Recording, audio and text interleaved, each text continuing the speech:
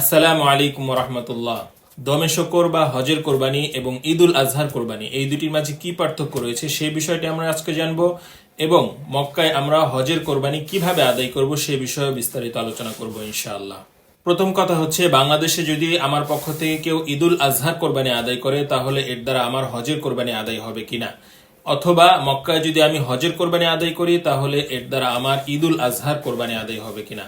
এর উত্তর হচ্ছে না, এখানে দুটি কোরবানি সম্পূর্ণ ভিন্ন। হজের সময় আমরা যে কোরবানি আদায় করে থাকি সেটি হচ্ছে হজের 6টি ওয়াজিবের একটি ওয়াজিব। হজের সময় মুজদালিফায় অবস্থান করা, শয়তানকে পাথর মারা, এগুলো যেমন এক একটি ওয়াজিব আমল, ঠিক তেমনি কোরবানি করাও হচ্ছে হজের একটি ওয়াজিব আমল। অতএব কেউ যদি হজের কোরবানিকে ঈদুল আজহার কোরবানি মনে করে পশু জবাই করে হালাল হয়ে যায় তাহলে তার উপর কিন্তু একটি দম ওয়াজিব হবে। তাই এই বিষয়ে প্রত্যেক হাজী সাহেবের সুস্পষ্ট জ্ঞান থাকা অত্যন্ত জরুরি। এখানে আরো একটি বিষয় আমাদের জানা থাকা দরকার, হজের কোরবানি অবশ্যই আমাদেরকে মক্কায় হারামের সীমানার মধ্যে আদায় করতে হবে। তবে ঈদের কোরবানি আপনি যে কোনো জায়গায় আদায় করতে পারেন। আর যদি ঈদুল আজহার দিনগুলোতে আপনি মক্কায় মুসাফির হয়ে থাকেন তাহলে কিন্তু ঈদের কোরবানি আপনার উপর ওয়াজিব নয়। তাই এই সময়ে আপনি মুসাফির নাকি মুকিম থাকবেন সেই বিষয়টি আপনার মুআল্লিম থেকে জেনে নেবেন।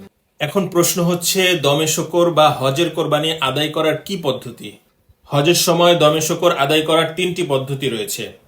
1, আপনার কোনো পরিচিত লোক কিংবা নিকট আত্মীয় যিনি হারামের সীমানার মধ্যে রয়েছেন তার মাধ্যমে হজের কোরবানিটি আদায় করে নেবেন। যদি এই সুযোগটি আপনার থাকে তাহলে এটি হচ্ছে সর্বোত্তম পদ্ধতি, কেননা এর মাধ্যমে আপনি আপনার নিজের কোরবানির পশুটি দেখতেও পারবেন এবং প্রয়োজনে সেখানে উপস্থিত হয়ে নিজেও আপনার পশু কোরবানি করতে পারবেন। 2, হজের সময় মক্কার বিভিন্ন স্থানে ব্যাংকের মাধ্যমে কোরবানির টাকা জমা নেওয়া হয়। সেক্ষেত্রে যখন কোরবানির টাকা আপনি জমা দিবেন আপনাকে একটি স্লিপ দেওয়া হবে, সেই স্লিপে আপনার কোরবানিটি কোন সময় হবে তা উল্লেখ করা থাকবে। এখানে যে জটিলতাটি তৈরি হয় তা হচ্ছে এই সময়টিকে নিয়ে। আপনি এটা নির্দিষ্টভাবে যাচাই করতে পারবেন না যে আপনার কোরবানিটি কি আসলে এই সময় আদায় হচ্ছে কিনা। যদি আপনার এই কোরবানিটি নির্দিষ্ট সময় আদায় না হয় এবং আপনি মাথা হলক করে হালাল হয়ে যান তাহলে কিন্তু আপনার উপর দম ওয়াজিব হবে। কারণ হানাফি মাযহাব অনুযায়ী রমিয়ে জিমার অর্থাৎ শয়তানকে পাথর মারা, অতঃপর কোরবানি করা, অতঃপর মাথা হালক করা, এই 3টি কাজের মধ্যে ধারাবাহিকতা রক্ষা করা ওয়াজিব। তবে শাফি এবং হাম্বলি মাযহাব অনুযায়ী এই 3 কাজের মধ্যে ধারাবাহিকতা রক্ষা করা ওয়াজিব নয়। তাই ব্যাংকের মাধ্যমে কোরবানি আদায় করলে তার নির্দিষ্ট সময় আদায় হচ্ছে কিনা সে বিষয়ে ওলামায়ে কেরাম সন্দেহ প্রকাশ করেছেন। তবে আপনি যদি কোনোভাবে নিশ্চিত হতে পারেন যে আপনার কোরবানিটি নির্দিষ্ট সময়ে আদায় হয়েছে তাহলে অবশ্যই আপনি হজের কোরবানি ব্যাংকের মাধ্যমে আদায় করে নিতে পারেন। এবং 3 নম্বর পদ্ধতিটি হলো, আপনি ট্রাভেলসের তত্ত্বাবধানে আপনার কোরবানিটি আদায় করবেন।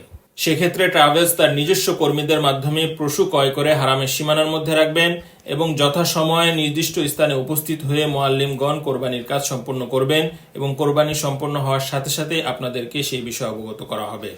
অতএব আলওয়াসি ট্রাভেলসের সম্মানিত হাজী সাহেবদের বিশেষভাবে দৃষ্টি আকর্ষণ করছি, আপনারা যদি ব্যাংকের মাধ্যমে কিংবা আত্মীয় স্বজনদের মাধ্যমে কোরবানিটি আদায় করতে পারেন তাহলে তো আলহামদুলিল্লাহ। আর যদি ট্রাভেলসের তত্ত্বাবধানে আপনার কোরবানিটি আদায় করতে চান তাহলে সফরের পূর্বেই বিষয়টি আমাদেরকে অবগত করুন এবং বকরি, দুম্বা নাকি গরু, খাসি কি ধরনের পশু আপনি কোরবানি করতে চান তা জানিয়ে এর মূল্য পরিশোধ করে রাখুন।